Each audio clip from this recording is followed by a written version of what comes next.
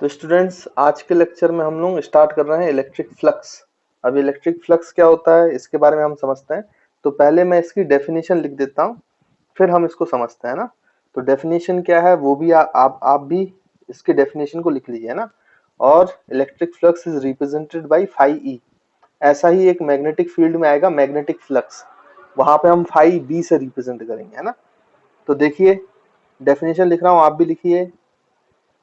तो हम electric flux को डिफाइन कर सकते हैं। Electric flux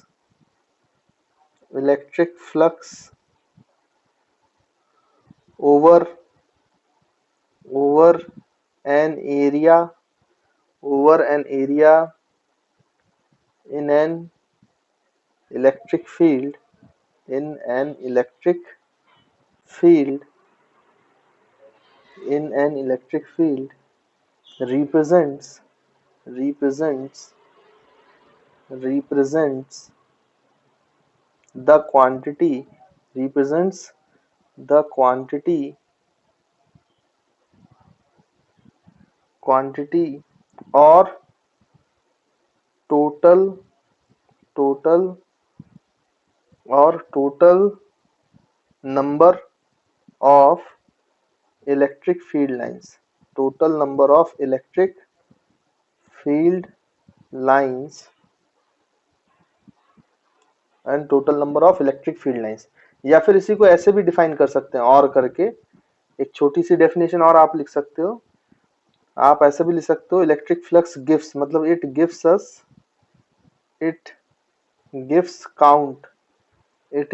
count of number of field lines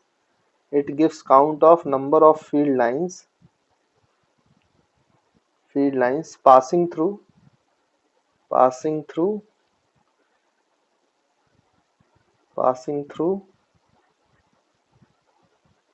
an area। तो किसी पर्टिकुलर एरिया से कहा जहां पे इलेक्ट्रिक फील्ड होगी, वहां पे कोई एक से हाइपोथेटिकल एरिया हम मान लेंगे। उस एरिया से कितनी number of field lines pass करेंगी, क्रॉस करेंगी, ये हमें बताता है कौन बच्चों? Electric flux. अब आप यहाँ पे एक बात अगर ध्यान से देखें तो मैं आपको बताता हूँ कि इसको कैसे मैथमेटिकली रिप्रेजेंट किया जाता है, मैथमेटिकली कैलकुलेट कैसे करते हैं। देखो, आप जैसे मान लीजिए कि आपकी इलेक्ट्रिक फील्ड लाइंस ये है बच्चों, देखो इस तरीके से, ऐसे, है ना। अब यहाँ पे आपने एरिया ऐसे रखा, यहाँ पे इलेक्ट्रिक फील्ड थी इस तरीके से थी, पैरेलल लाइन से, कांस्टेंट इलेक्ट्रिक फील्ड है, लेट्स सपोज हम ऐसा मान रहे हैं। और यहाँ पर आपका जो एरिया है वो इस तरीके से रखा गया है ना, मतलब इस फील्ड लाइन के परपेंडिकुलर एरिया है, परपेंडिकुलर। आई होप आप समझ रहे होंगे। लेकिन कल हमने पढ़ा था कि एरिया वेक्टर जो होता है, वो वेक्टर क्वांटिटी है, मतलब एरिया की डायरेक्शन भी है। तो इसकी डायरेक्शन क्या होगी बच्चों? इस सरफेस के, इस एरिया के परपेंडिकुलर। तो ये डायरेक्शन, ये इलेक्ट्रिक फील्ड की डायरेक्शन है, और इलेक्ट्रिक फील्ड परपेंडिकुलर एरिया से। तो एरिया वेक्टर भी कैसा होगा बच्चों? एरिया वेक्टर जो होगा वो भी कैसा होगा बच्चों? Perpendicular to the surface of area, यानी कि इलेक्ट्रिक फील्ड की डायरेक्शन में होगा। अब आप खुद सोचो, अगर ये जो एरिया है ये परपेंडिकुलर टू इलेक्ट्रिक फील्ड है, और हम बोलेंगे यहाँ पर जो एंगल है थीटा, अगर वो 0 डिग्री है, थीटा 0 डिग्री, मतलब थीटा किस किस के बीच का एंगल है? तो मैं यहाँ पे लिख लेता हूं, थीटा इज एंगल बिटवीन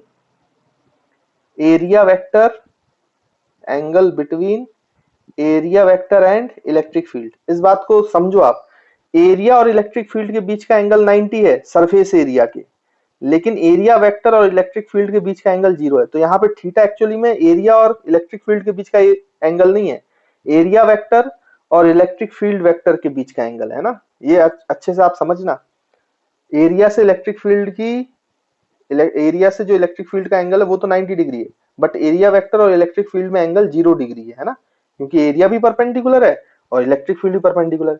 तो आप ध्यान से देखो, यहाँ पे जितनी भी number of electric field lines present होंगी, इस केस में जब आपका एंगल 0 है, तो सारी की सारी इलेक्ट्रिक फील्ड लाइंस इससे क्रॉस करेंगी, मतलब maximum number of electric field lines cross करेंगी। हम बोल सकते हैं कि इस केस में, जो ये पहला केस है, जब एरिया और इलेक्ट्रिक फील्ड के बीच में एंगल 0 होता है, तो यहाँ पे मैक्सिमम इलेक्ट्रिक फील्ड क्रॉस कर रही है वो। तो यहाँ पे हम लिख सकते हैं maximum number of field lines maximum number of field lines crossing this area, cross कर रही है भाई, मैक्सिमम काउंट है ना, क्रॉसिंग दिस एरिया।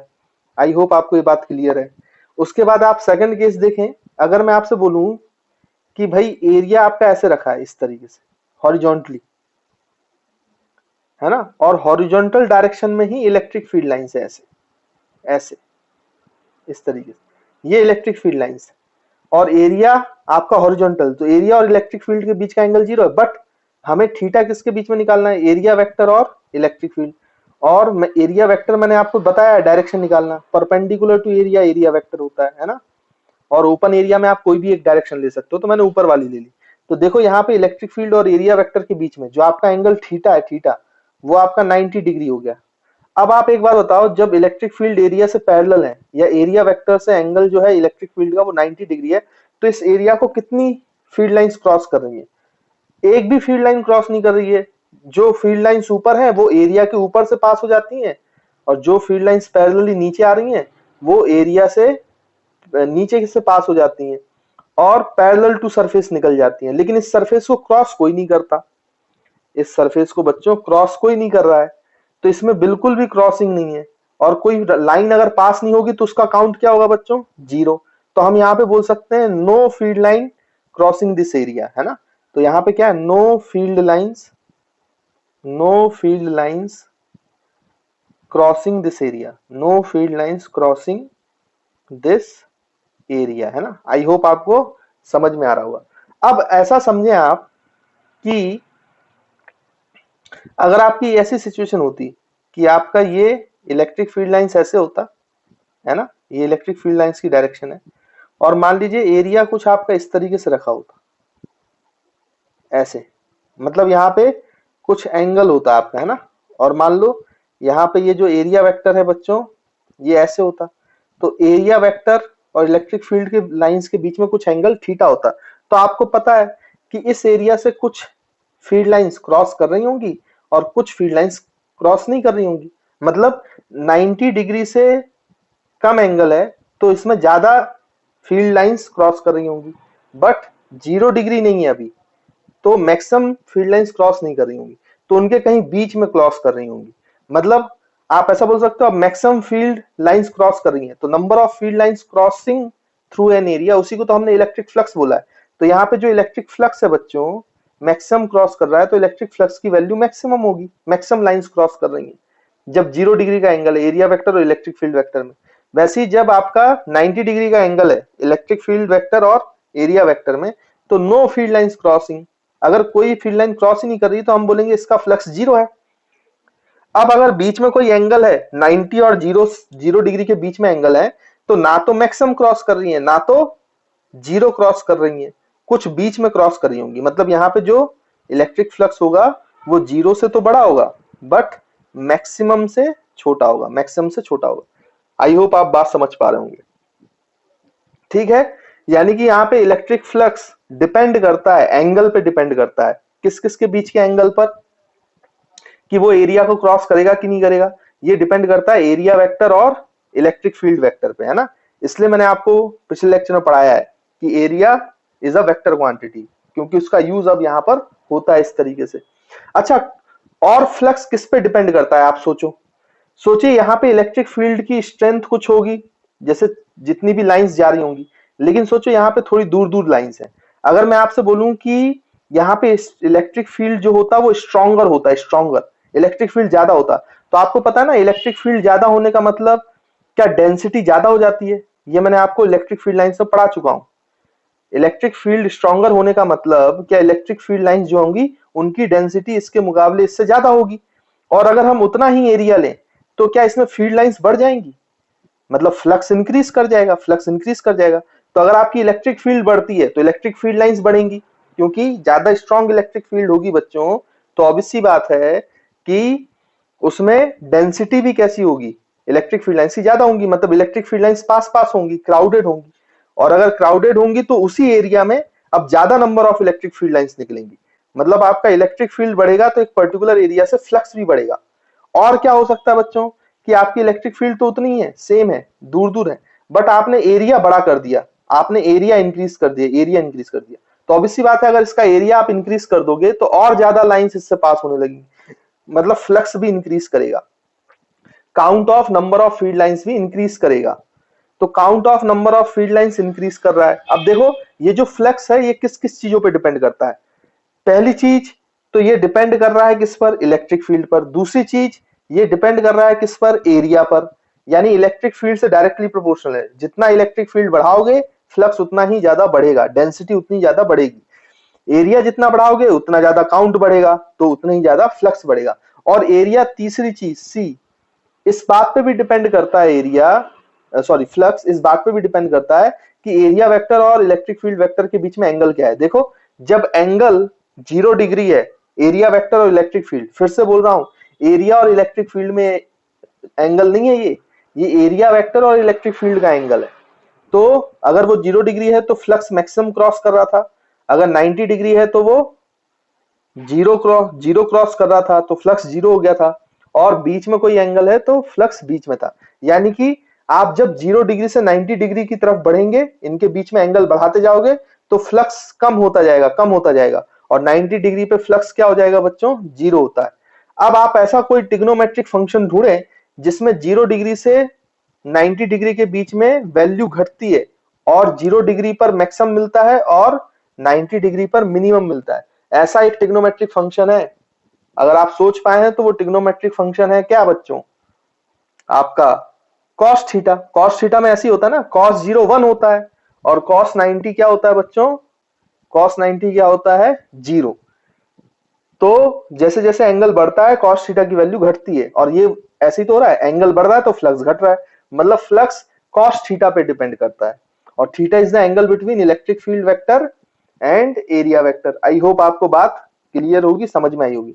तो फ्लक्स का फॉर्मूला क्या हुआ, मैथमेटिकली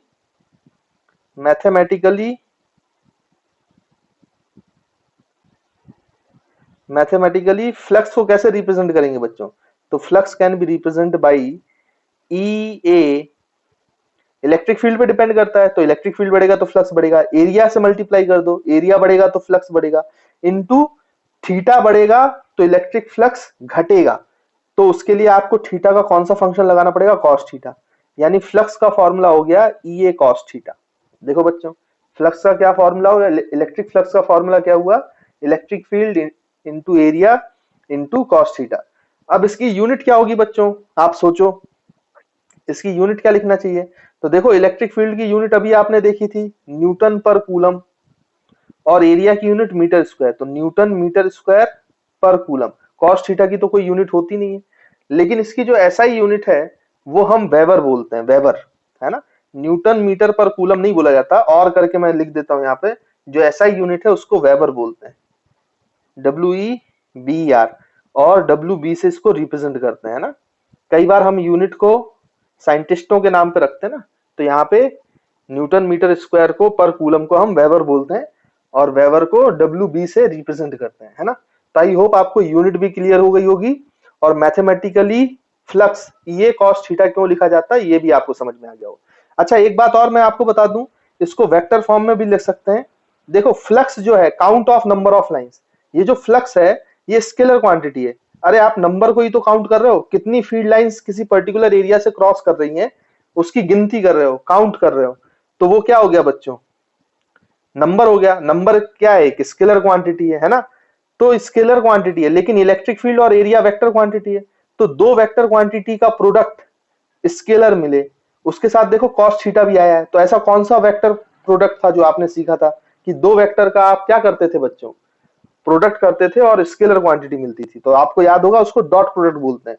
तो हम इसको ऐसे भी लिख सकते हैं ई वेक्टर डॉट ए वेक्टर, क्योंकि एरिया और इलेक्ट्रिक फील्ड दोनों वेक्टर क्वांटिटी है, बट उसका मल्टीप्लीकेशन कॉस थीटा के साथ है, और रिजल्ट भी आपको क्या मिल रहा है, स्केलर।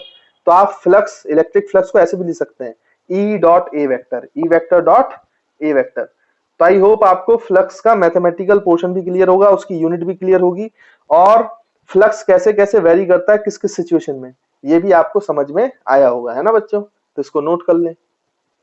तो देखिए बच्चों मैंने आपको इलेक्ट्रिक फ्लक्स तो समझा दिया कि इलेक्ट्रिक फ्लक्स क्या होता है, वो किन किन चीजों पे डिपेंड करता है, मैथमेटिकली कैसे लिखते हैं, और उसकी यूनिट क्या होती है ना। अब अभी मैंने आपको बताया कि इलेक्ट्रिक फ्लक्स को आप लिख सकते हो फाई को, या तो आप ऐसे लिख लो E vector dot A vector, या फिर आप इसको ऐसे लिख लो ई ए कॉस थीटा। अब ये जो फॉर्मूला आप लगाओगे ना बच्चों, ये फॉर्मूला आप तभी लगा सकते हो जब आपका एरिया रेगुलर हो। जैसे मैंने अभी एक रेक्टेंगल शेप का एरिया बना दिया था, या सर्कुलर शेप का एरिया है, रेगुलर एरिया है, तो आप इसको यूज करोगे। इलेक्ट्रिक फील्ड की वैल्यू डिफाइन है, वहां पे इलेक्ट्रिक फील्ड कांस्टेंट है, तो आप ये फॉर्मूला यूज कर पाओगे, है ना। लेकिन अगर और थीटा भी सब जगह पे सेम है, तब आप ये फॉर्मूला यूज कर सकते हो। लेकिन अगर मान लीजिए इरेगुलर एरिया है, या इलेक्ट्रिक फील्ड लगातार चेंज हो रही है, या फिर एंगल चेंज हो रहा है, थीटा चेंज हो रहा है, तो फिर आप ये डायरेक्ट फॉर्मूला नहीं लगा पाओगे। फिर हमें क्या करना पड़ेगा, जैसे कैसा भी एक पर्टिकुलरली आपका इस तरीके से एक आर्बिट्री शेप का कुछ एरिया है इस तरीके से, और इसमें भी इलेक्ट्रिक फील्ड की लगातार जो डायरेक्शन है, वो यहाँ इलेक्ट्रिक फील्ड ऐसी है, यहाँ पे इलेक्ट्रिक फील्ड ऐसी है, यहाँ पे इलेक्ट्रिक फील्ड ऐसी है, तो इस एरिया वेक्टर और इलेक्ट्रिक फील्ड वेक्टर के बीच में लगातार एंगल चेंज हो रहे हैं, है ना, लगातार एंगल भी चेंज हो रहा है। तो ऐसे केस में फिर इलेक्ट्रिक फील्ड कैसे निकालोगे, मतलब फ्लक्स कैसे निकालोगे इस पर्टिकुलर एरिया से, जब आपका इरेगुलर शेप का एरिया हो, है ना, ये शेप जो है ये इरेगुलर हो, ठीक है, इरेगुलर शेप, या फिर आपका इलेक्ट्रिक फील्ड जो है वो कहीं पर भी हो, किसी भी डायरेक्शन में हो, यानी कि नॉन यूनिफॉर्म हो, नॉन यूनिफॉर्म इलेक्ट्रिक फील्ड हो, नॉन यूनिफॉर्म इलेक्ट्रिक फील्ड, ठीक, और आपका लगातार एंगल भी वेरी कर रहा है, तो ऐसे केसेस में आप कैसे निकालोगे फ्लक्स। तो फिर हमें क्या करना पड़ेगा बच्चों, एक एलिमेंटल एरिया लेना पड़ेगा। यहाँ पर एक हम छोटा सा एरिया लेंगे, स्मॉल अमाउंट का एरिया डीएस, इतना छोटा सा एरिया लेंगे कि इस एरिया में कोई वेरिएशन नहीं है, तो और इस छोटे से एरिया में जो इलेक्ट्रिक फील्ड है उसको हम कांस्टेंट मान सकते हैं। पूरे एरिया में इलेक्ट्रिक फील्ड नॉन यूनिफॉर्म है, बट इतना छोटा एरिया लिया हमने कि उस छोटे एरिया में पॉइंट साइज का, जिसपे हम इलेक्ट्रिक फील्ड को क्या मान सकते हैं बच्चों, कांस्टेंट मान सकते हैं। और उस समय एरिया वेक्टर और इलेक्ट्रिक फील्ड में, तो ये छोटे से एरिया का वेक्टर है, तो हम इसको डीए वेक्टर लिख लेते हैं, या डीएस वेक्टर लिख लो आप, डीएस वेक्टर, है ना। और यहाँ पर इनके बीच का जो एंगल है इस छोटे से एरिया में, डीएस वेक्टर, एरिया वेक्टर और इलेक्ट्रिक फील्ड के बीच में, वो भी आपका फिक्स है। तो हम क्या करेंगे, इस छोटे से एरिया से जो छोटा सा फ्लक्स निकलेगा डी फाई, वो छोटा सा फ्लक्स डी फाई ई निकाल लेंगे। तो छोटा सा फ्लक्स कितना हो जाएगा बच्चों, electric field at that small amount of area vector dot DS vector, है ना, स्मॉल अमाउंट का एरिया का जो भी वेक्टर है। और हमें टोटल फ्लक्स निकालना है इस एरिया में, तो हम क्या कर लेंगे बच्चों, दोनों साइड इंटीग्रेशन कर लेंगे, सिंपल सा। तो यहाँ पे हम इस फ्लक्स को लिख सकते हैं, net electric flux over this area is equals to integral E dot DS, या फिर आप इसको ऐसे भी लिख सकते हो, integral E DS cos theta, है ना।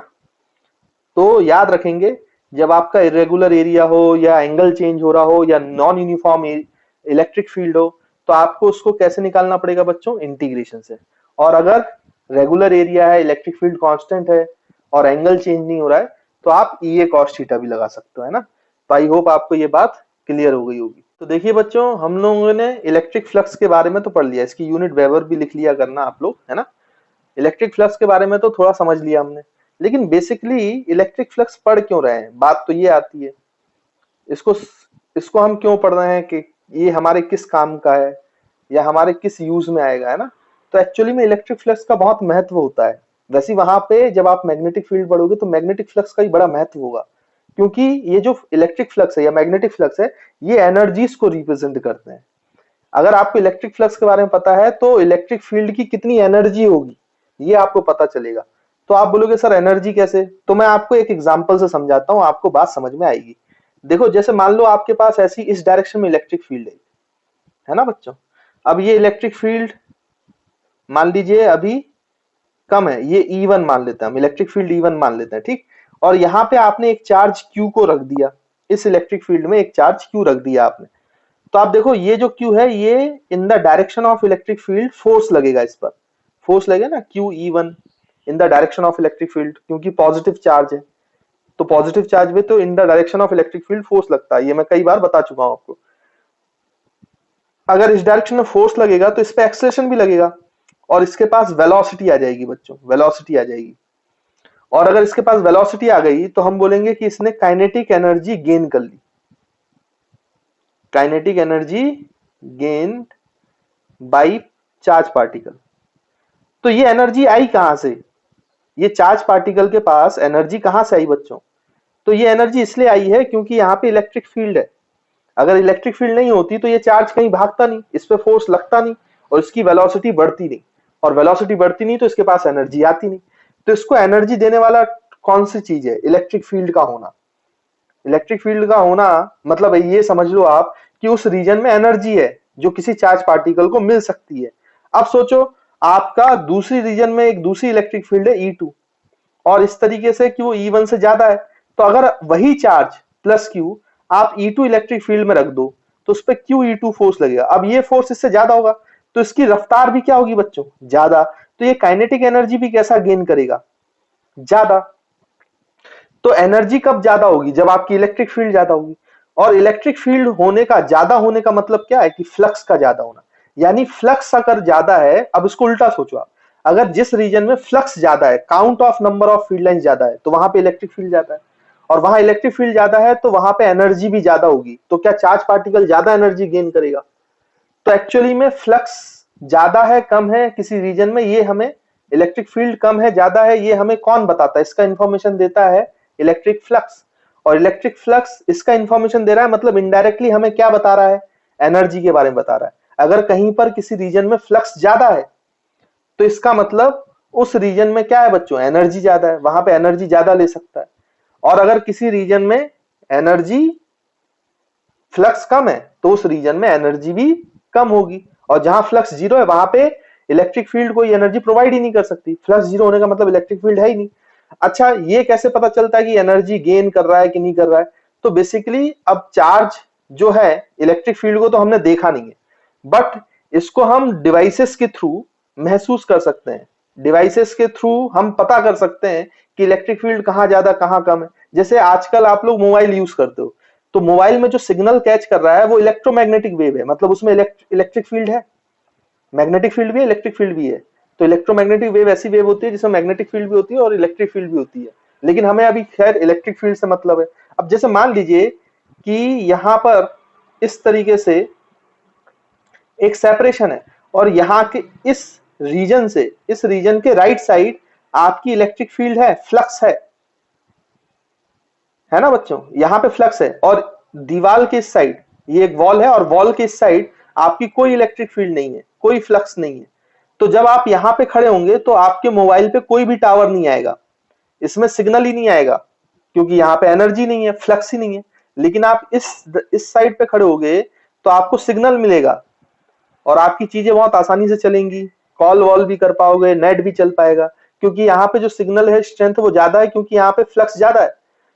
तो इस सिग्नल का स्ट्रेंथ ज्यादा होना कम होना इस बात को बताता है कि वहां पे इलेक्ट्रिक फील्ड स्ट्रांग है कि क्या है बच्चों, नहीं है। तो फ्लक्स का महत्व होता है यहाँ पर, है ना। तो आपका अगर फ्लक्स ज्यादा है तो उस रीजन में एनर्जी ज्यादा होगी, और अगर फ्लक्स कम है तो उस रीजन में एनर्जी कम होगी। ये हम इलेक्ट्रिक फील्ड या इलेक्ट्रिक फ्लक्स को देख नहीं सकते, बट हम उनको डिवाइसेस के थ्रू क्या कर सकते हैं बच्चों, मीजर कर सकते हैं या फिर महसूस कर सकते हैं। डिवाइसेस जो आपके पास है, जो आजकल इलेक्ट्रिसिटी पे काम कर रहे हैं, वो सारे डिवाइसेस इस फंडामेंटल्स पे ही चलते हैं, इलेक्ट्रोमैग्नेटिक वेव की थ्योरी पे चलते हैं ना बच्चों। तो इलेक्ट्रोमैग्नेटिक वेव थ्योरी ही इंपॉर्टेंट होती है, और उसी के दो पार्ट हैं, एक इलेक्ट्रिक फील्ड और एक मैग्नेटिक फील्ड। तो अभी जैसे हम इलेक्ट्रिक फील्ड पढ़ रहे हैं, फिर हम मैग्नेटिक फील्ड पढ़ेंगे, फिर दोनों को कंबाइन करके आपकी इलेक्ट्रोमैग्नेटिक वेव्स बनेगी, थ्योरी बनेगी। वो हम लास्ट का जो आपका एनसीईआरटी का 8th चैप्टर है उसमें पढ़ेंगे, है ना बच्चों। तो आई होप आपको थोड़ा बहुत इससे क्लैरिटी होगी। अब इसको, इस बात को यहाँ पे मैं लिख देता हूं कि जो आपका इलेक्ट्रिक फ्लक्स है, electric flux electric flux electric flux gives us electric flux gives us an idea about electric flux gives us an about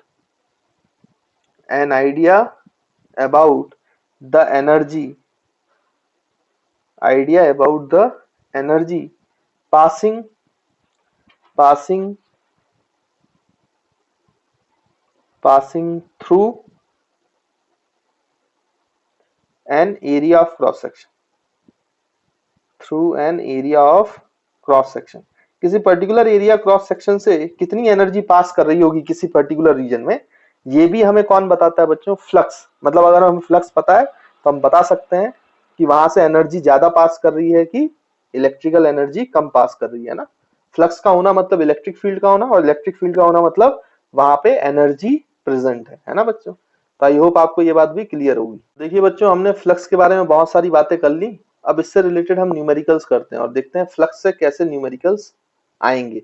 तो ये न्यूमेरिकल्स को बड़े अच्छे से आप देखो, क्योंकि जितने न्यूमेरिकल मैं यहाँ पे इलेक्ट्रिक फ्लक्स में करा रहा हूँ, ये सारे न्यूमेरिकल्स रिपीट होंगे मैग्नेटिक फ्लक्स में। तो मैं मैग्नेटिक फ्लक्स में न्यूमेरिकल नहीं कराऊंगा, आपको इलेक्ट्रिक फ्लक्स का न्यूमेरिकल करा रहा हूं, और सेम टू सेम न्यूमेरिकल वहां रिपीट होते हैं, तो आपको खुद से करने पड़ेंगे। तो आप ऐसा समझें कि जो मैं चीजें इलेक्ट्रिक फ्लक्स में पढ़ा रहा हूं, यही सेम चीजें रिपीट होंगी मैग्नेटिक फ्लक्स में। बस इलेक्ट्रिक फील्ड की जगह मैग्नेटिक फील्ड आ जाएगी, ई की जगह बी आ जाएगा, बाकी सारी चीजें सेम होने वाली है ना। इसलिए अच्छे से न्यूमेरिकल कर लो। यहाँ पे मैं काफी सारे न्यूमेरिकल करा दूंगा, बाद में मैग्नेटिक फ्लक्स में इतने न्यूमेरिकल्स नहीं होंगे, ठीक। तो जैसे यहाँ पे पहला एग्जाम्पल हम लोग फर्स्ट न्यूमेरिकल लेते हैं। जैसे बहुत सिंपल सा न्यूमेरिकल पूछा हूं मैं आप लोगों से, बहुत सिंपल सा, ठीक। देखिए क्या है कि एक आपके पास ऐसे सर्कुलर एरिया है जिसकी रेडियस बच्चों क्या है? आर है, और इसमें से इलेक्ट्रिक फील्ड ऐसे पास हो रही, ऐसे पास हो रही, इस तरीके से इलेक्ट्रिक फील्ड पास हो रही है। ये आपका सेंटर है ना। तो और ये जो है, ये हॉरिजॉन्टल जो डायरेक्शन से जो इलेक्ट्रिक फील्ड है, इलेक्ट्रिक फील्ड कांस्टेंट है, इलेक्ट्रिक फील्ड की वैल्यू ई नॉट है। और आपसे पूछा जा रहा है कि भाई यहाँ पे रेडियस आपको दिया हुआ है 2 सेंटीमीटर, सर्कल का रेडियस 2 सेंटीमीटर दिया हुआ है, और ये जो एंगल है ये 37 डिग्री का है। इलेक्ट्रिक फील्ड और हॉरिजॉन्टल जो रेडियस है उसके बीच का एंगल आपको 37 डिग्री का है। तो आपसे बोला गया कि find out the electric flux passing through this circular cross section. इस सर्कुलर क्रॉस सेक्शन से कितना इलेक्ट्रिक फ्लक्स पास हो रहा है, ये आपको बताना है। तो स्टूडेंट, जैसे आपको ये वाला क्वेश्चन पूछा गया है, इस क्वेश्चन में क्या बोला गया है, ये आपको इलेक्ट्रिक फील्ड दी थी और ये आपको रेडियस दिया हुआ है और एंगल 37 डिग्री है, और फ्लक्स पूछा है आपसे कितना है। तो आपको करना क्या है कि ये जो इलेक्ट्रिक फील्ड है, कई बच्चे इसको ऐसे सॉल्व करते हैं, सॉल्यूशन में क्या कर लेते हैं कि यहाँ पर जो इलेक्ट्रिक फ्लक्स है वो आपका ई ए कॉस थीटा लगा देते हैं, और कॉस थीटा में कॉस 37 लगा देते हैं, और इसका आंसर निकाल लेते हैं। अगर आप ऐसा कर रहे हैं तो आप गलत कर रहे हैं, ये बिल्कुल ही गलत है ना। ये इसका सॉल्यूशन है ही नहीं, क्योंकि जो यहाँ पे थीटा है ना बच्चों, वो 90 डिग्री है। क्यों 90 डिग्री है? मैंने आपको जब इलेक्ट्रिक फ्लक्स एक्सप्लेन किया था तो मैंने इस बात पे बहुत स्ट्रेस दिया था कि थीटा जो एंगल है वो एरिया वेक्टर और इलेक्ट्रिक फील्ड वेक्टर के बीच का एंगल है, area vector and electric field के वेक्टर के बीच का। तो देखो यहाँ पर एरिया वेक्टर कैसा होगा, देखो जिस प्लेन पर आपका सर्कल है उसी प्लेन पर तो आपका क्या है बच्चों, इलेक्ट्रिक फील्ड है, उसी प्लेन में तो आपका इलेक्ट्रिक फील्ड है जिस प्लेन पे सर्कल है, तो इसका एरिया वेक्टर इससे परपेंडिकुलर है भाई। तो अगर इस पेपर के प्लेन पर आपका सर्कल का एरिया है तो एरिया वेक्टर इसके परपेंडिकुलर बाहर की तरफ है, एरिया वेक्टर बाहर की तरफ है। तो एरिया और इलेक्ट्रिक फील्ड के बीच में भी तो एंगल बच्चों कितना है, 90 डिग्री, क्योंकि एरिया के प्लेन में ही इलेक्ट्रिक फील्ड है और इस प्लेन से एरिया वेक्टर परपेंडिकुलर है, तो इलेक्ट्रिक फील्ड से ही परपेंडिकुलर हुआ। तो थीटा कितना हुआ, एरिया वेक्टर के बीच का एंगल और इलेक्ट्रिक फील्ड वेक्टर के बीच का एंगल 90 डिग्री हुआ। अब आप cos 90 लगाओगे तो कोई भी इलेक्ट्रिक फील्ड लाइन इस सर्कल से पास ही नहीं हो रही है, क्रॉस ही नहीं हो रही है। तो टोटल फ्लक्स क्या हो गया बच्चों, इलेक्ट्रिक फ्लक्स हो गया 0। तो इसका आंसर इलेक्ट्रिक फ्लक्स जो है वो 0 है, ना कि कोई दूसरा आंसर है। तो आपको ये बात समझना पड़ेगा। फिर से ये सवाल सिर्फ इस बात पे स्ट्रेस देने के लिए था कि जो थीटा है ये एंगल है एरिया वेक्टर और इलेक्ट्रिक फील्ड वेक्टर के बीच में। तो आई होप आपको समझ में आया होगा, और अगर आप ये गलती कर रहे होंगे तो आप उसको सुधार दीजिए, और इसमें ध्यान दीजिए कि इसमें इलेक्ट्रिक फ्लक्स जो है वो 0 है। तो देखिए स्टूडेंट्स, इसी टाइप का एक और क्वेश्चन यहाँ पे लिखा हुआ है। यहाँ पे हॉरिजॉन्टल में एक स्क्वायर है जिसकी साइड ए है, और हॉरिजॉन्टल जो स्क्वायर रखा है उससे वर्टिकल की तरफ इलेक्ट्रिक फील्ड इंक्लाइंड है, पैरेलल इलेक्ट्रिक फील्ड है, कांस्टेंट इलेक्ट्रिक फील्ड है ई नॉट, और वो एरिया से कितनी इंक्लाइंड है बच्चों, 37 डिग्री है ना। अब प्लेन में नहीं है, हॉरिजॉन्टल डायरेक्शन में नहीं है electric field, electric field area से इंक्लाइंड है कितना, 37 डिग्री। तो अब इलेक्ट्रिक फ्लक्स कैसे निकालेंगे, तो आपको फिर से उस बात पे ध्यान देना पड़ेगा, आपको थीटा पे ध्यान देने की जरूरत है। थीटा जो होता है वो एरिया वेक्टर, एरिया और इलेक्ट्रिक फील्ड के बीच का एंगल नहीं है, तो थीटा 37 डिग्री नहीं होगा। एरिया जो है, जो थीटा जो है वो एरिया वेक्टर, तो एरिया वेक्टर तो परपेंडिकुलर होता है किससे बच्चों, एरिया से, तो एरिया से परपेंडिकुलर खींचेंगे, तो एरिया वेक्टर और इलेक्ट्रिक फील्ड वेक्टर के बीच में जो एंगल है वो ये दूसरा वाला है, तो ये टोटल एंगल 90 था, तो 37 आपको घटाना पड़ेगा, तो एरिया वेक्टर और इलेक्ट्रिक फील्ड वेक्टर के बीच में जो एंगल आएगा वो 53 डिग्री आ जाएगा। अब एरिया वेक्टर और इलेक्ट्रिक फील्ड वेक्टर के बीच में एंगल पता ही है, आप टोटल फ्लक्स आपको निकालने में कोई दिक्कत होना नहीं चाहिए, आप तो लगा दो ई ए कॉस थीटा, क्योंकि यहाँ पे इलेक्ट्रिक फील्ड भी कांस्टेंट है, एरिया भी रेगुलर है और एंगल भी चेंज नहीं हो रहा है, तो हमारा ई जो है वो ई नॉट है, एरिया स्क्वायर का आप जानते हो बहुत अच्छे से ए स्क्वायर होता है, और कॉस थीटा, तो यहाँ पे थीटा की वैल्यू है 53 डिग्री, तो कॉस 53 डिग्री, तो फ्लक्स क्या आ जाएगा बच्चों, कॉस 53 की वैल्यू होती है कितनी, 3/5, तो इसका आंसर आ जाएगा 3/5 ई नॉट ए स्क्वायर, है ना। तो आई होप आपका भी यही आंसर आया होगा। तो बच्चों और हम इसके क्वेश्चंस करते हैं फ्लक्स के, है ना, जल्दी जल्दी देखिए, जिससे अगर आपको इस टाइप का सवाल पूछा जाए, मतलब खूब सवाल पूछे जाते हैं जिनका आंसर बहुत सिंपल होता है, जैसे मान लो आपको इन्फिनाइटली चार्ज रॉड पूछ लिया जाए, इन्फिनाइटली चार्ज रॉड, तो ये इन्फिनिटी तक गई है, ये नीचे भी इन्फिनिटी तक गई है, और इसका आपको लैम्डा कूलम पर मीटर चार्ज डेंसिटी दिया गया है, और ये बोला गया है कि यहाँ पे हमने ये जो रॉड है इसको सेंटर मानते हुए हमने एक सर्कुलर एरिया हॉरिजॉन्टल में रख दिया है, और ये रॉड वर्टिकल है, और इसकी जो रेडियस है बच्चों वो आपको बता दी गई आर है ना, और लैम्डा कूलम पर सेंटीमीटर तो आपको इसकी चार्ज डेंसिटी दी ही हुई है, और आपसे बोला गया कि बताइए इस सर्कल से टोटल फ्लक्स कितना पास हो रहा है, flux through this circle of radius R.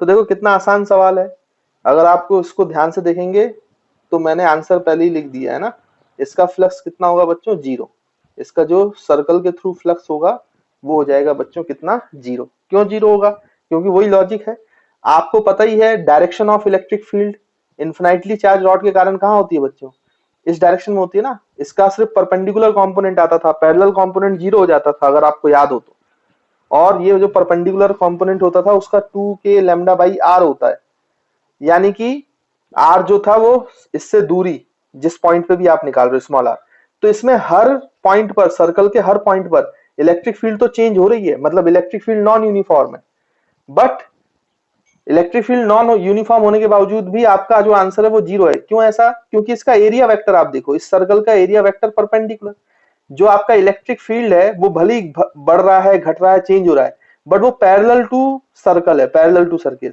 तो ऑलवेज एरिया से जो एंगल बनेगा, एरिया वेक्टर से जो एंगल बनेगा वो हमेशा 90 डिग्री ही बनेगा, चाहे आप किसी भी पॉइंट पे चले जाओ, इधर चले जाओ, एरिया वेक्टर ऐसा, इलेक्ट्रिक फील्ड ऐसा, तो 90 डिग्री बनेगा हमेशा, और जब हमेशा 90 डिग्री होगा तो cos 90 हमेशा क्या होगा बच्चों, जीरो, इसलिए इसके थ्रू फ्लक्स भी हमेशा क्या होगा, जीरो, क्योंकि ये पैरेलल टू सरफेस है तो पास कर जाएगा, सर्कल को कोई भी इलेक्ट्रिक फील्ड क्रॉस नहीं करेगी।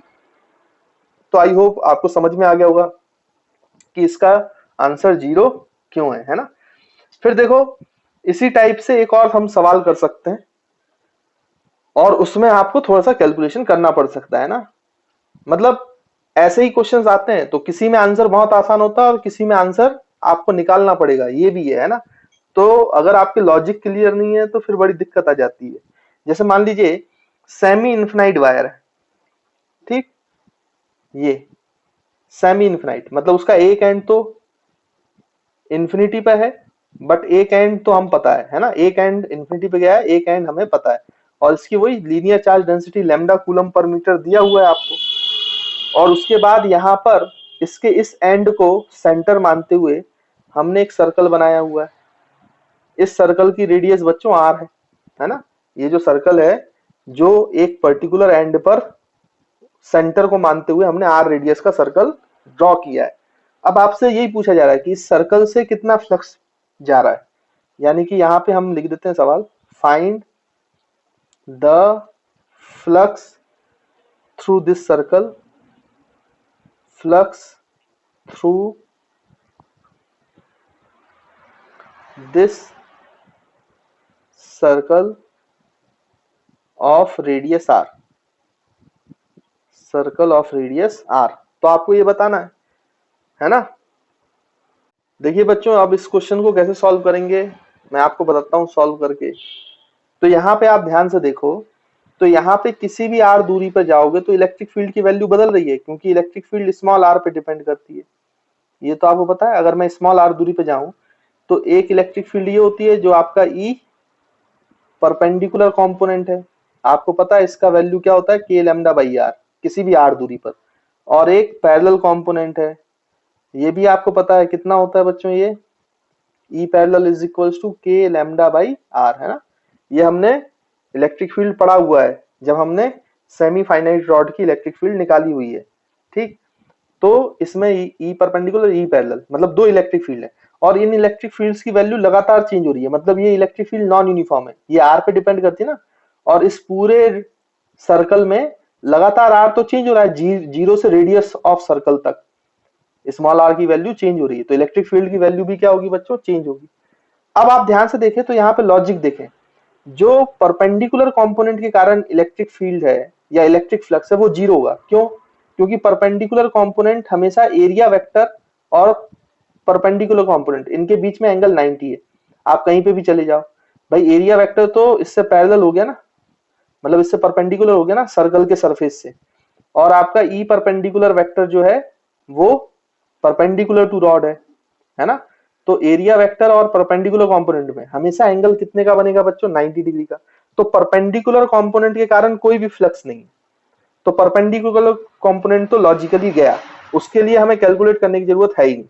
अब हम पैरेलल के लिए करते हैं, लेकिन पैरेलल के लिए ये समस्या है कि ये लगातार अपनी क्या बदल रही है बच्चों, वैल्यू बदल रहा है, मतलब नॉन यूनिफॉर्म इलेक्ट्रिक फील्ड है। अब नॉन यूनिफॉर्म इलेक्ट्रिक फील्ड है तो मैंने आपको बताया पहले कि नॉन यूनिफॉर्म इलेक्ट्रिक फील्ड हो, इरेगुलर एरिया हो या एंगल चेंज हो रहा हो, तो आपको इंटीग्रेशन का सहारा लेना पड़ेगा। तो हमें यहाँ पे एक स्मॉल अमाउंट का एरिया मानना पड़ेगा जहां पे हर जगह पे इलेक्ट्रिक फील्ड कांस्टेंट होगी। अब वो स्मॉल अमाउंट का एरिया कैसे मानेंगे, तो यहाँ पे आप देखें, किसी भी आर रेडियस पे जाकर आप ऐसा आर पे जाके एक डी आर की स्ट्रिप लें, ये आर पे जाके डी आर विड्थ की एक क्या ले बच्चों, किसी भी आर दूरी पे जाके एक डी आर विड्थ की आप क्या ले, रिंग। इसको आप टॉप व्यू देखो, टॉप व्यू, जब आप इसको टॉप से देखोगे टॉप व्यू, तो ये रिंग आपको ऐसे दिखाई देगी टॉप व्यू में। देखो बच्चों ऐसे, ये स्मॉल आर रेडियस का आपने कितनी विड्थ का लिया है बच्चों, डी आर। ये विड्थ इतनी छोटी है कि इस पूरे रिंग की रेडियस आप आर मान सकते हो। ये विड्थ इतनी छोटी है कि इस पूरे रिंग की जो रेडियस है वो आप आर मान सकते हो। इसकी विड्थ डी आर नेग्लिजिबल है ना। डी आर मतलब बहुत छोटी विड्थ, बहुत स्मॉल विड्थ। अब आप सोचो, इतने छोटी सी विड्थ में हर जगह पे रेडियस आर आर है, तो इस हर पॉइंट पर इस रिंग के इस डी आर विड्थ में हर पॉइंट पर इलेक्ट्रिक फील्ड की वैल्यू सेम होगी, के लैम्डा बाई आर, क्योंकि ये सेंटर से हर जगह पे दूरी आर आर है, R R R R R R. तो हर जगह पर जो इलेक्ट्रिक फील्ड की वैल्यू है वो फिक्स हो गई इस छोटे से डी आर विड्थ पर, उसकी वैल्यू क्या हो गई, K lambda by R. E perpendicular लिखने की जरूरत है नहीं। और इस पे हर जगह पर आप देखो एरिया वेक्टर भी ऊपर है, इलेक्ट्रिक फील्ड वेक्टर भी ऊपर है, एरिया वेक्टर भी ऊपर है, इस तरीके से, यानी इन दोनों के बीच का एंगल फिक्स है 0 डिग्री। तो हम इस छोटे से एरिया में, जो ये आपका शेडेड रीजन है, शेडेड रीजन, इस छोटे से एरिया में इलेक्ट्रिक फील्ड कांस्टेंट है और आपका एंगल भी फिक्स है 0 डिग्री, क्योंकि एरिया वेक्टर भी ऊपर है और इलेक्ट्रिक फील्ड भी ऊपर है। तो आप यहाँ पे छोटा सा फ्लक्स लिख सकते हो छोटे से एरिया में, लेकिन इसका जो छोटा सा एरिया डीए है, ये है कितना, ये हमें निकालना पड़ेगा। तो आप एक काम करो, इस रिंग को एक जगह से काट दो और इसको स्ट्रेच कर दो। देखो इसको काट के जब आप इसको स्ट्रेच करोगे तो ये छोटा सा एरिया ऐसे फैल जाएगा रेक्टेंगल शेप में। जब इसको काट के आप ऐसे फैला दोगे तो ये इसकी लेंथ सरकमफ्रेंस के बराबर होगी 2 पाई आर, और इसकी विड्थ कितनी है बच्चों, वो तो डी आर है, 2 पाई आर डी आर। तो इसका जो शेडेड रीजन का एरिया है, छोटा सा एरिया डीए, तो डीए की वैल्यू कितनी आ जाएगी बच्चों, लेंथ इंटू ब्रेथ, तो 2 पाई आर इंटू डी आर। तो हमने छोटा सा एरिया डीए भी निकाल दिया जिसमें इलेक्ट्रिक फील्ड कांस्टेंट है, दैट इज के लैम्डा बाई आर। तो हम यहाँ पे छोटा सा फ्लक्स छोटी सी एरिया में कितना निकालेंगे, डी फाई, और उसका वैल्यू क्या हो जाएगा बच्चों, इलेक्ट्रिक फील्ड, वो भी पैरेलल वाला, क्योंकि परपेंडिकुलर वाले से तो 0 है, उसको लेने की जरूरत है नहीं, इनटू डीए, और कॉस थीटा, और थीटा कितना है बच्चों, इलेक्ट्रिक फील्ड भी ऊपर, एरिया वेक्टर भी ऊपर, तो एंगल हमेशा कितना है, 0। आई होप आपको क्लियर होगा। अब आप ध्यान से देखो तो यहाँ पे स्मॉल अमाउंट का ये जो फ्लक्स है डी फाई ई, उसको आप लिख सकते हो ई पैरेलल, मतलब K lambda by small R into D A, तो डी ए है 2 पाई आर डी आर, है ना, आपको दिखाई दे रहा होगा बच्चों, 2 पाई आर डी आर, और cos 0 की वैल्यू 1 है। अब हमें टोटल फ्लक्स निकालना है तो हमें क्या कर लेना चाहिए, इंटीग्रेशन, तो दिस इज टोटल फ्लक्स, और इसमें से क्या क्या बाहर आ जाएगा बच्चों, ये आर और आर कैंसल, तो आप देखो 2 पाई के लैम्डा, के भी कांस्टेंट है, लैम्डा भी कांस्टेंट है ना, लैम्डा कूलम पर मीटर, और 2 पाई भी कांस्टेंट, ये सब इंटीग्रेशन के बाद, और इंटीग्रेशन के अंदर आया डी आर, और डी आर कहां से कहां तक, आर कहां से कहां वेरी करेगा, हमें तो सर्कल में निकालना है फ्लक्स, तो आर की वैल्यू होगी 0 से capital R, radius of circle, मतलब ये 0 से कैपिटल आर। अब डी आर का इंटीग्रेशन आप जानते हो बहुत अच्छे से, डी आर का इंटीग्रेशन क्या होता है बच्चों, आर, और लिमिट लगाओगे तो आर माइनस 0 आर मिलेगा, तो इसका आंसर आएगा 2 pi K lambda into capital R. तो this is the answer to this problem, है ना। तो आई होप आपको क्लियर होगा कि हमने कैसे आंसर निकाला है। तो देखिए बच्चों, हम और क्वेश्चन करते हैं फ्लक्स पे, और कैसे क्वेश्चन पूछे जाते हैं। तो यहाँ पे हम एग्जांपल ले लेते हैं। मान लीजिए आपको इस टाइप से अगर क्वेश्चन दिया गया, ये बच्चों आपका वाई एक्सिस मान लो, है ना, ये आपका जेड एक्सिस हो गया, और ये आपका एक्स एक्सिस हो गया, ठीक। अब यहां से हमने क्या किया कि इस वाई एक्सिस से ए दूरी पर हमने एक क्यूब रख दिया, इस तरीके से क्यूब, है ना, क्यूब आप जानते हो बहुत अच्छे से, 3D फिगर होता है और उसकी हर साइड सेम होती है ना, तो हमने इस तरीके से ऐसे क्यूब रख दिया, ऐसे।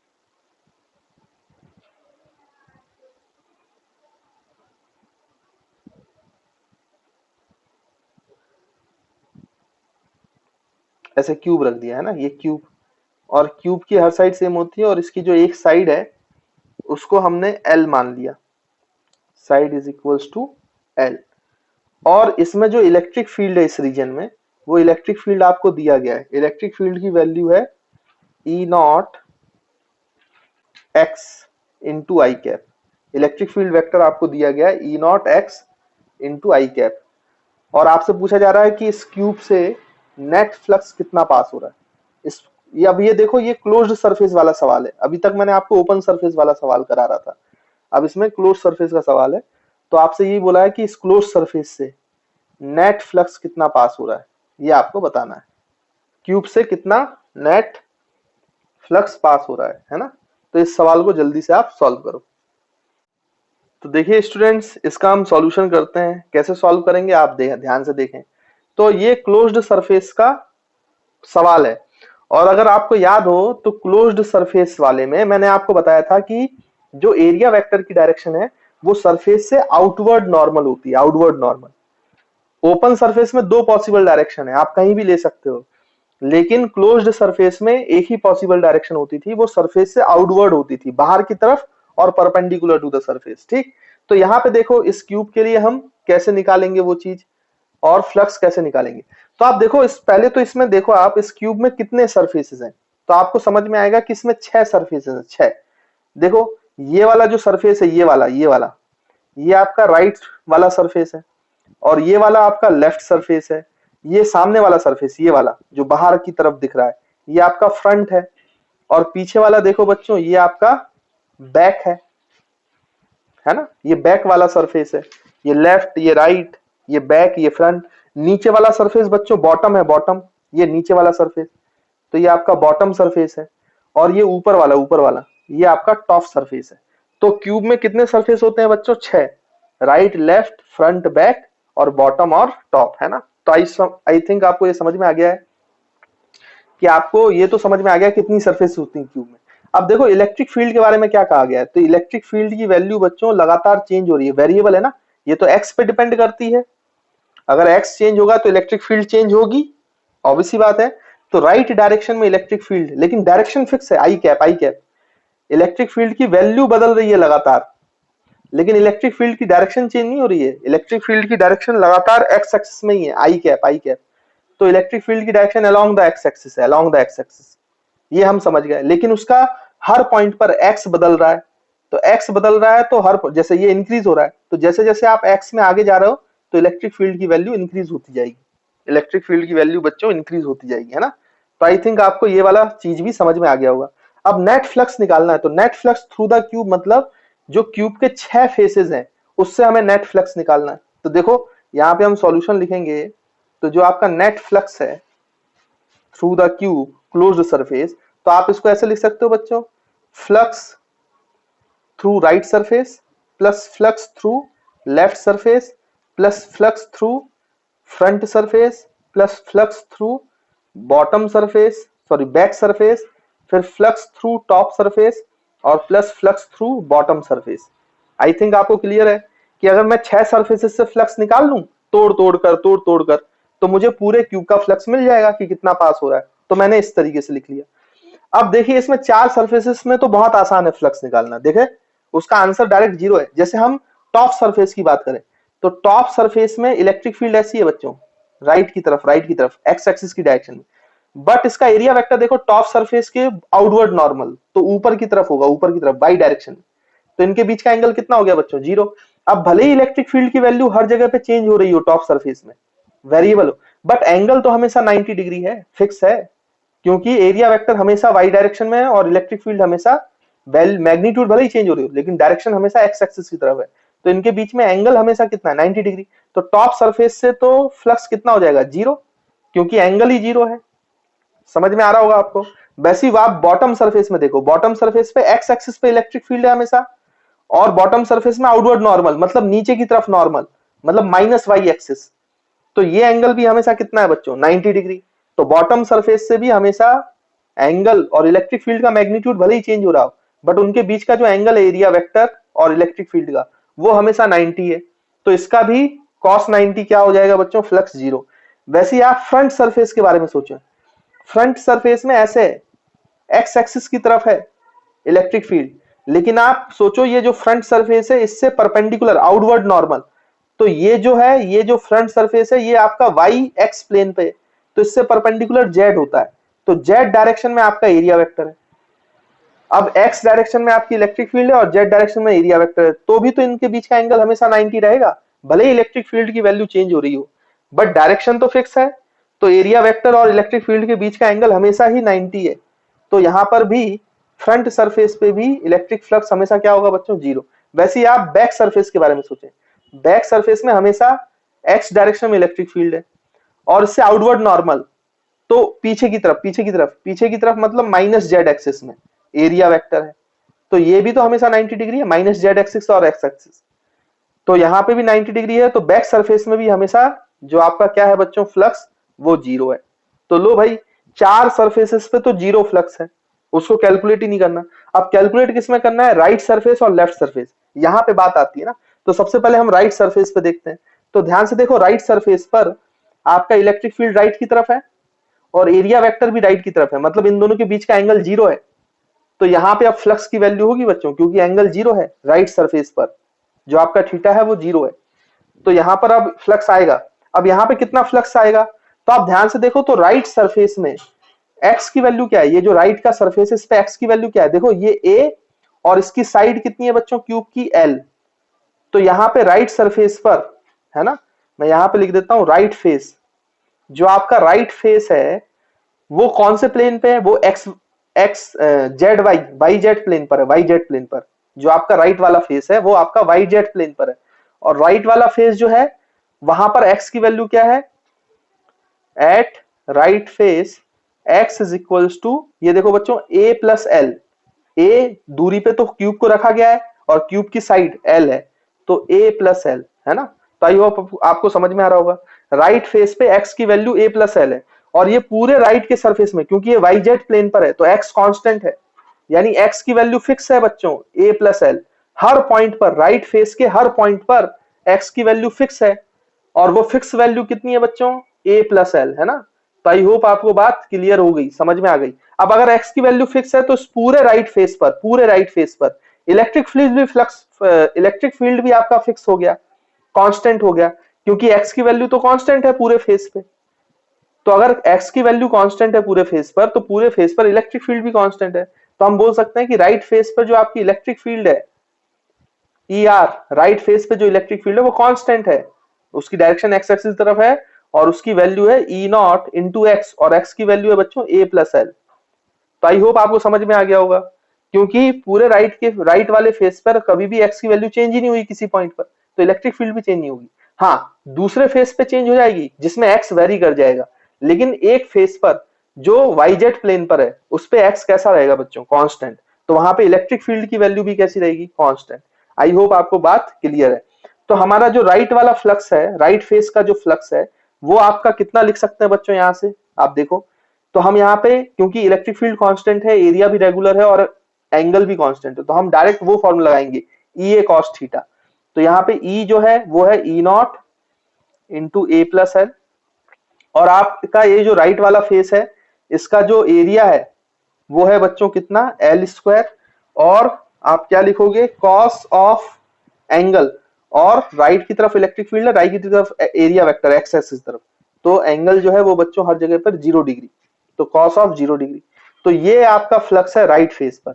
वैसे आप लेफ्ट फेस पे देखो, जो ये लेफ्ट फेस है ये भी वाई जेड प्लेन पर है, मतलब यहाँ पे भी एक्स की वैल्यू फिक्स है, बट एक्स की वैल्यू बदल गई, अब ए प्लस एल नहीं है, केवल ए है। ये देखो, ये वाला फेस एक्स में कितनी दूरी पर रखा है बच्चों, ए दूरी पर, और एक्स की वैल्यू यहाँ पे हर जगह पर ए ही है। तो लेफ्ट वाले फेस पर जो इलेक्ट्रिक फील्ड की वैल्यू वो कितनी हो जाएगी बच्चों, तो हम यहाँ पे लिख सकते हैं at left face, at left face x is equals to A. Left face पे x हमेशा कितना है बच्चों, a। तो E left, electric field at left face भी कांस्टेंट है और वो ई नॉट इंटू एक्स मतलब a, तो ई नॉट ए है। तो आई होप आपको ये भी पॉइंट क्लियर है। तो यहाँ पे भी आप लेफ्ट फेस में डायरेक्ट लिख सकते हो E nought A into area into cos. अब यहाँ पे एंगल के बारे में सोचो, देखो इलेक्ट्रिक फील्ड की लेफ्ट फेस में जो डायरेक्शन है वो पॉजिटिव एक्स एक्सिस तरफ है, पॉजिटिव एक्स एक्सिस तरफ। लेकिन आप एरिया वेक्टर सोचो, एरिया वेक्टर तो आउटवर्ड नॉर्मल होता है ना, तो एरिया वेक्टर इससे परपेंडिकुलर अंदर नहीं हो सकता, वॉल्यूम की तरफ नहीं हो सकता है ना। मैंने आपको बताया था क्लोज सरफेस में एरिया जो वेक्टर है ये नॉर्मल आउटवर्ड होता है, तो ये पीछे की तरफ है, नेगेटिव एक्स एक्सिस में। लेफ्ट सरफेस पे जो आपका एरिया वेक्टर है वो नेगेटिव एक्स एक्सिस में, और आपका इलेक्ट्रिक फील्ड जो है वो पॉजिटिव एक्स एक्सिस में। तो इन दोनों के बीच का एंगल कितना हो गया बच्चों, 180 डिग्री, 0 डिग्री नहीं है, लेफ्ट फेस में 180 डिग्री है। इस बात का भी आपको ध्यान देना पड़ेगा, तो इसको यहां पे लिख लेते हैं। लेफ्ट फेस में इलेक्ट्रिक फील्ड है E not into A into L square, L square area है, क्यूब का एरिया फेस का एल स्क्वायर होता है, इंटू कॉस ऑफ 180, 0 डिग्री नहीं 180 डिग्री। तो यहां से कितना आ जाएगा बच्चों, ब्रैकेट ओपन कर लो, तो ये हो जाएगा E nought A L square, cos 0 तो बच्चों 1 होता है तो उसको लिखने की जरूरत है नहीं, plus E not into L cube, L into L क्या हो जाएगा बच्चों, L into L square L cube हो जाएगा, है ना। तो आई होप आपको यहाँ पे क्लियर है। और ई नॉट ए एल कॉस 180 की वैल्यू -1 होता है, तो यहाँ माइनस लग जाएगा, E nought A into L square. तो देखो बच्चों, E nought A L square, E nought A L square, ये दोनों कैंसल आउट हो गए, है ना। तो अब आपका आंसर क्या बचा है बच्चों, नेट फ्लक्स का बड़ा ही सिंपल सा आंसर बचा है ना। Net flux through this cube is E not into L cube. तो this is the answer to this problem, है ना। तो आई होप आपको समझ में आया होगा कि ये आंसर हमने कैसे निकाला है। बच्चों देखिए, जैसे अभी हमने ये न्यूमेरिकल किया, इस समय आपको कुछ चीजें और समझाना चाहता हूँ। वो क्या समझते हैं हम लोग, क्योंकि अब यहाँ से आपके लिए गॉस लॉ समझ में आ जाएगा। मैं आगे बढ़ते हुए गॉस लॉ में मर्ज कर दूंगा इन्हीं कंसेप्ट को, है ना। अब ध्यान से देखो, वैसे कैसे आगे बढ़ते हैं उसका हम यहाँ पे कॉन्सेप्ट तैयार कर सकते हैं। अगर यहाँ पे बहुत ध्यान से आप देखो तो इसमें लगातार इलेक्ट्रिक फील्ड चेंज हो रहा था, हर पॉइंट पे इलेक्ट्रिक फील्ड बच्चों क्या हो रहा था, चेंज हो रहा था, यानी कि हर पॉइंट पे इलेक्ट्रिक फील्ड लाइंस भी बदल रही थी, है ना। तो इस राइट वाले फेज से कुछ इलेक्ट्रिक फील्ड लाइंस जो है वो लीव कर गई। तो जो electric field lines, number of field lines इस सरफेस से लीव करी वो आपकी पॉजिटिव में आई थी, पॉजिटिव में आई है क्योंकि एंगल 0 था। और लेफ्ट वाले सरफेस में कुछ फील्ड लाइंस एंटर की थी, इस लेफ्ट वाले सरफेस में, इस क्यूब में एंटर कर रही थी ना। और जब वो एंटर कर रही थी तो यहाँ पे फील्ड जो एंटर फील्ड लाइंस थी वो नेगेटिव वैल्यू में आई, क्योंकि आपका जो एंगल है वो कितना हो गया बच्चों, 180 डिग्री, है ना। तो आपको ये बात समझ में आ रहा होगा कि एक्चुअली में जो नेट फ्लक्स आया आपके पास वो आया क्या, number of field lines leaving minus number of field lines entering the volume, number of field lines leaving the volume minus number of field lines entering the volume, यही तो आपने किया यहाँ पर। अब अगर आप ऐसा सोचें कि अगर ये बीच में इलेक्ट्रिक फील्ड बढ़ती नहीं, एक्स्ट्रा लाइंस जनरेट नहीं होती, और अगर ये कांस्टेंट होती और ये हो जाता कि जितनी फील्ड लाइंस एंटर कर रही हैं उतनी ही फील्ड लाइंस लीव कर जाएं, तो नेट फील्ड लाइंस जो होंगी जो इस सरफेस को क्रॉस करेगी वॉल्यूम को, वो तो जीरो हो जाता, क्योंकि number of field lines leaving positive होता और नंबर ऑफ फील्ड लाइंस जो एंटरिंग है वो नेगेटिव होता। जैसे कि मैं आपको एक क्वेश्चन से समझाता हूं तो आपको और बात समझ में आएगी, है ना। तो हम आ जाते हैं अब नेक्स्ट पेज पर। देखो उसको हम एक सवाल के थ्रू समझते हैं। अगर मान लीजिए कि बीच में इलेक्ट्रिक फील्ड बढ़ती नहीं और नंबर ऑफ फील्ड लाइंस में वेरिएशन नहीं आता, अगर वो फील्ड लाइंस कांस्टेंट होती तो number of field lines entering the volume must be equal to number of field lines leaving the volume. तो फिर उन दोनों का जो सम है वो जीरो हो जाता, तो नेट फ्लक्स जीरो हो जाता। कैसे, हम इस एग्जांपल समझते हैं। जैसे मान लीजिए एग्जांपल के तौर पे आपको वैसे ही सवाल मैं आपको देता हूं। जैसे ये मान लो आप एक्स एक्सिस है, ये आपका वाई एक्सिस है और ये आपका जेड एक्सिस है। अब मान लीजिए यहाँ पे वही आपका ऐसे क्यूब रखा हुआ है, इस तरीके से हम क्यूब ले लेते हैं, ठीक। ये और ये क्यूब है, क्यूब की साइड आप एल मान लो, क्यूब की साइड जो है वो एल है, ठीक। और यहाँ पे जो इलेक्ट्रिक फील्ड है वेक्टर वो कांस्टेंट मान लो, ताकि जो मैंने आपको बोला वो आपको समझ में आए बात, है ना। अब यहाँ पे एक्स्ट्रा फील्ड लाइंस जनरेट नहीं होंगी कहीं पर भी, कांस्टेंट इलेक्ट्रिक फील्ड है, तो इस वॉल्यूम में जितनी फील्ड लाइंस आएंगी उतनी फील्ड लाइंस जाएंगी। और देखते हैं नेट फ्लक्स जीरो आता है कि नहीं आता है। तो यहाँ से देखो आप ई नॉट इंटू आई कैप, है ना, कांस्टेंट इलेक्ट्रिक फील्ड है और आई कैप मतलब राइट की डायरेक्शन में, एक्स एक्सिस की तरफ है, ठीक। अब इसका हम रिजल्ट निकाल के देखते हैं। इसका नेट फ्लक्स आपसे पूछा गया कि total flux through the cube कितना होगा, through this volume closed surface कितना होगा बच्चों, है ना। तो इसको हम निकालने की कोशिश करते हैं। तो देखो यहाँ पे फिर से जब आप इसका सॉल्यूशन करोगे तो इस पूरे क्यूब को आप किस में तोड़ सकते हो बच्चों, इस पूरे क्यूब को आप 6 फेजेस में तोड़ दो। हमें पता है कौन कौन सा, एक फ्रंट है, एक आपका बैक है, एक आपका बॉटम है, एक टॉप है, एक राइट है और एक लेफ्ट है ना, ऐसे तोड़ सकते हैं। और इलेक्ट्रिक फील्ड लाइंस पैरेलल है क्योंकि कांस्टेंट है और एक्स एक्सिस तरफ है, ऐसी है इलेक्ट्रिक फील्ड लाइंस। तो आप जब यहाँ पे नेट फ्लक्स लिखेंगे बच्चों, तो नेट फ्लक्स क्या लिखेंगे, net flux flux through right surface plus flux through left surface plus flux through front surface plus flux through back surface plus flux through top surface plus flux through bottom surface, है ना। ऐसी तो लिखोगे आप जैसे अभी हमने सवाल किया था, तोड़ा था।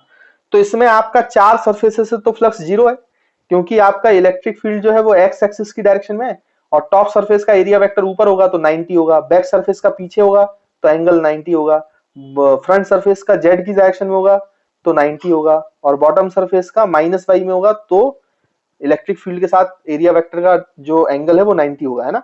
तो ये मैं पहले भी एक्सप्लेन कर चुका हूं, यहाँ पे अब एक्सप्लेन नहीं कर रहा हूं। तो ये फ्लक्स जीरो हो जाएगा, ये फ्लक्स जीरो हो जाएगा, ये फ्लक्स जीरो हो जाएगा, ये फ्लक्स जीरो हो जाएगा। तो आपके 4 सरफेसेस से तो फ्लक्स जीरो हो गया क्योंकि इलेक्ट्रिक फील्ड एक्स एक्सिस में है ना बच्चों। अब आप ध्यान से देखो तो आपके पास दो ही सरफेस फिर से बचते हैं। एक आपका सरफेस बच रहा है कौन सा, राइट वाला, और एक सरफेस बच रहा है बच्चों लेफ्ट वाला।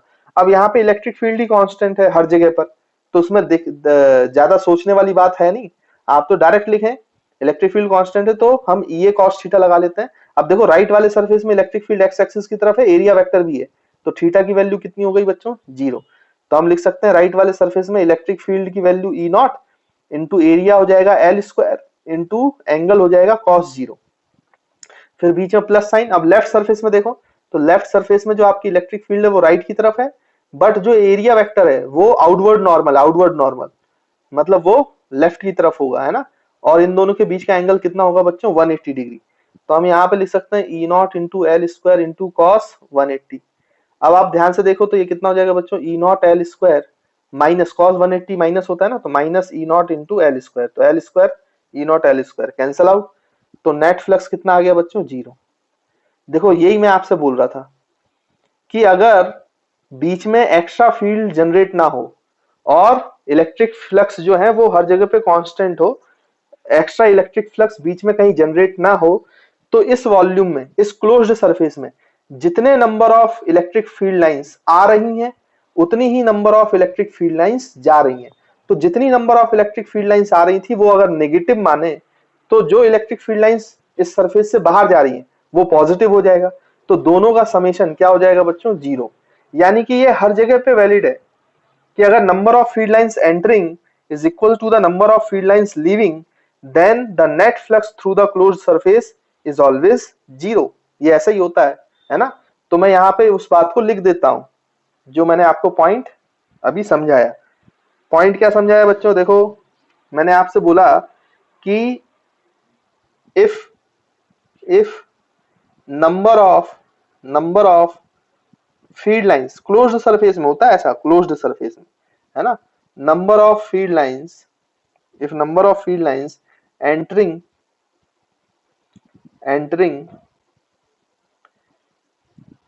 in any closed surface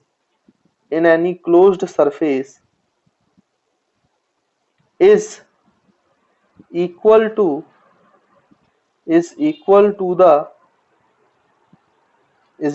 the number of field lines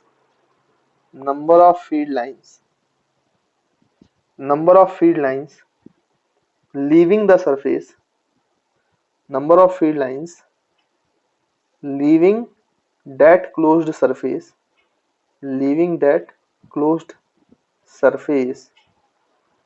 then the net flux is always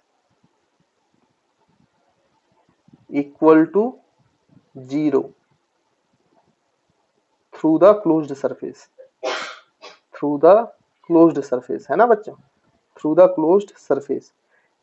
अब देखो, यानी अगर मैं ये बात बोल रहा हूं कि जितनी number of field lines entering कर रही हैं अगर उतनी ही लीव कर जाएं तो net flux through the surface क्या हो जाएगा, 0 हो जाएगा। क्योंकि अगर एंटरिंग वाली फील्ड लाइंस नेगेटिव है तो लीव करने वाली फील्ड लाइंस पॉजिटिव में होंगी। ठीक, जैसे कि अब ये जरूरी नहीं है कि वो क्लोज्ड सरफेस इसी शेप का हो, ये तो मैंने आपको क्यूब से लेके समझाया, लेकिन अगर ये किसी भी शेप की बॉडी है, क्लोज्ड सरफेस है, उन सब के लिए वैलिड है। यानी कि अगर आप ध्यान से देखें तो मैं यहाँ पे एग्जांपल के तौर पे बनाता हूँ। जैसे मान लीजिए यहाँ पे एक स्फेरिकल क्लोज्ड सरफेस है, ये आपके पास हॉलो स्फीयर है, मान लीजिए हॉलो स्फीयर स्फेरिकल शेप का क्लोज्ड सरफेस है। अब मान लीजिए इससे ऐसी इलेक्ट्रिक फील्ड लाइंस निकल रही हैं, ऐसी। तो देखो बच्चों, जितनी इलेक्ट्रिक फील्ड लाइंस इस एरिया में एंटर कर रही हैं उतनी ही इलेक्ट्रिक फील्ड लाइंस इसके दूसरे एरिया से लीव कर जाती हैं। यहाँ पे एरिया ऑफ क्रॉस सेक्शन दोनों का सेम है, दोनों के बीच की field lines, number of field lines भी सेम है ना। और जैसे यहाँ पे एंगल में वेरिएशन हो रहा है, वहां पे यहाँ पे भी एंगल में वेरिएशन हो रहा है। तो जितनी फील्ड लाइंस आपकी एंटर की उतनी ही लीव कर गई। तो ऐसे केसेस में आपका जो नेट फ्लक्स होगा इस सरफेस से वो 0 होगा। जरूरी नहीं है कि वो क्यूब हो, वो ऐसे हॉलो स्फीयर के लिए वैलिड है। और जैसे कि आपको एग्जांपल दें तो उसके लिए आपको जरूरी नहीं कि कोई फिक्स सरफेस ही चाहिए। मतलब जैसे मान लो कि ये तो आपको मैंने बता दिया कि यूनिफॉर्म इलेक्ट्रिक फील्ड है, नॉन यूनिफॉर्म इलेक्ट्रिक फील्ड के लिए भी ये वैलिड है। अगर आपकी बीच में कहीं इलेक्ट्रिक फील्ड वेरी नहीं कर रही है और आपकी एक नॉन यूनिफॉर्म इलेक्ट्रिक फील्ड, जैसे मान लीजिए कि आपने यहाँ पे एक पॉइंट चार्ज रखा क्यू, तो आपको पता है इस पॉइंट चार्ज का क्यू के कारण हर पॉइंट पे इलेक्ट्रिक फील्ड अपना चेंज करती है, लेकिन बीच में इलेक्ट्रिक फील्ड लाइंस जनरेट नहीं हो रही है, जनरेट इस प्लस क्यू से ही हो रही है। तो अगर मैं यहाँ पे एक क्लोज्ड सरफेस रख दूं ऐसे, तो देखो इससे निकलने वाली इलेक्ट्रिक फील्ड लाइंस ऐसी होंगी, बीच में कोई भी दूसरी इलेक्ट्रिक फील्ड लाइंस जनरेट नहीं हो रही है, सिर्फ इसी पॉइंट चार्ज की इलेक्ट्रिक फील्ड लाइंस है ये, है ना, आउटवर्ड। तो देखो इस सरफेस में जितनी इलेक्ट्रिक फील्ड लाइंस अंदर गई हैं तो इस दूसरे सरफेस से उतनी ही इलेक्ट्रिक फील्ड लाइंस बाहर जा रही हैं। अगर 4 फील्ड लाइंस एंटर हुई हैं तो 4 फील्ड लाइंस एग्जिट भी हुई हैं, तो इसका भी नेट फ्लक्स क्या होगा बच्चों, 0 होगा। नेट फ्लक्स क्या होगा बच्चों, 0। यानी कि अगर कोई चार्ज किसी क्लोज्ड सरफेस के बाहर रखा हुआ है, अगर कोई चार्ज किसी क्लोज्ड सरफेस के बाहर रखा हुआ है तो उस क्लोज्ड सरफेस में जितनी फील्ड लाइंस एंटर करेंगी उतनी ही फील्ड लाइंस लीव करेंगी, तो उसमें हमेशा ही नेट फ्लक्स क्या होगा बच्चों, 0। यानी किसी भी क्लोज्ड सरफेस में आउटर चार्ज की वजह से आउटर चार्ज की वजह से फील्ड इलेक्ट्रिक फ्लक्स क्या होता है बच्चों, जीरो होता है। किसी भी क्लोज्ड सरफेस के लिए जो आउटर चार्ज होता है, जो क्लोज्ड सरफेस के अंदर नहीं है, बाहर है, उसके कारण जो इलेक्ट्रिक फील्ड लाइंस होती हैं, उसके कारण जो क्लोज्ड सरफेस से फ्लक्स होता है वो हमेशा जीरो होता है। क्यों ऐसा होता है? क्योंकि जितनी फील्ड लाइंस एंटर करेंगी उतनी फील्ड लाइंस बाहर आएंगी, ऑब्वियस सी बात है बच्चों। देखो इस पॉइंट चार्ज के कारण जितनी भी इलेक्ट्रिक फील्ड लाइंस इस सरफेस में घुसेंगी, ये तो इन्फिनिट तक जा रही है, तो ऑब्वियस सी बात है उतनी ही फील्ड लाइंस वो बाहर भी तो आएंगी। तो number of field lines entering और number of field lines leaving दोनों बराबर हो गए, तो नेट फ्लक्स कितना मिलेगा आपको बच्चों, जीरो मिलेगा, है ना। आई होप आपको मेरा पॉइंट क्लियर हो रहा होगा। तो सिर्फ ये स्फेयर या क्यूब के लिए वैलिड नहीं है, आपका बाहर ऐसे चार्ज रखा हो और यहाँ पे किसी भी शेप का, ये किसी पर्टिकुलर शेप के लिए वैलिड नहीं है, आपका बस क्लोज्ड सरफेस होना चाहिए, कोई भी आर्बिट्रेरी क्लोज्ड सरफेस हो, आर्बिट्रेरी क्लोज्ड सरफेस और उसके बाहर चार्ज रखा हो, क्लोज सरफेस और उसके बाहर चार्ज रखा हो, तो ऑब्वियस सी बात है जितनी फील्ड लाइंस इस क्लोज्ड सरफेस में जाएंगी वो सारी की सारी फील्ड लाइंस क्लोज्ड सरफेस से बाहर भी आएंगी। जितनी फील्ड लाइंस जाएंगी, ऑब्वियस सी बात है इसको इन्फिनिटी तक जाना है, तो जितनी इस सरफेस पे एंटर होगी उतनी ही इस सरफेस से लीव होगी। तो इसका नेट जो फ्लक्स होगा थ्रू दिस क्लोज्ड सरफेस वो हमेशा कितना होगा बच्चों, जीरो। तो किसी भी क्लोज्ड सरफेस के लिए जो आउटर चार्ज है, उस क्लोज सरफेस के अंदर चार्ज नहीं है, कहां चार्ज है बच्चों, आउटर चार्ज है, उससे जितनी भी लाइंस एंटर करेंगी उतनी ही लाइंस लीव करेंगी। तो यहाँ पे हमेशा ही नेट फ्लक्स कितना बना रहेगा बच्चों, जीरो बना रहेगा। आई होप आपको ये बात क्लियर है और ये अच्छे से समझ में आया है ना। तो इसको आप नोट कर लो, फिर आगे बढ़ते हैं।